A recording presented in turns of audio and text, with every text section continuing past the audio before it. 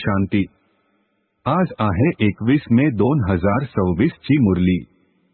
महावाक्य आहे, गोड मुलांनो, श्रीमतावर चालून सर्वांना सुख द्या, असुरी मतावर दुःख देत आलात, आता सुख द्या, सुख घ्या।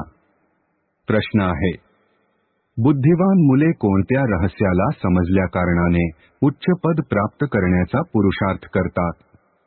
उत्तर आहे, ते समजतात की हा दुःख आणि सुख, हार आणि जीतचा खेळ आहे।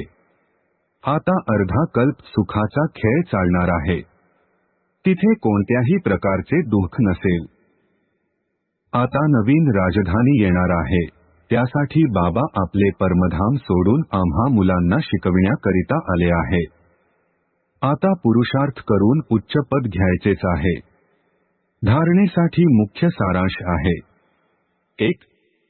शिवबाबांना विकारांचे दान देऊन पुन्हा कधीही परत घ्यायचे नाही। देहाभिमानाच्या भूतापासून वाचायचे आहे। या भूतामुळे बाकीची सर्व भूते येतात, म्हणून आत्माभिमानी बनण्याचा अभ्यास करायचा आहे। 2. ध्यान साक्षात्काराची इच्छा बाळगायची नाही। ऑब्जेक्टला अर्थात मुख्य ध्येय समोर ठेवून पुरुषार्थ करायचा आहे।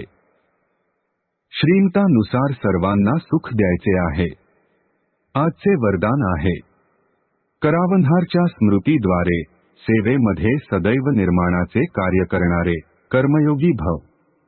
स्पष्टीकरण आहे, कोणतेही कर्म कर्मयोगीच्या स्टेजमध्ये परिवर्तन करा, फक्त कर्म करणारेच नाही, परंतु कर्मयोगी आहात। कर्म अर्थात व्यवहार आणि योग अर्थात परमार्थ, दोन्हीचा बॅलन्स अर्थात संतुलन असावे। शरीर निर्वाहाच्या मागे आत्म्याचा निर्वाह विसरून जाऊ नका। जे काही कर्म कराल ते ईश्वरीय सेवार्थ असावे।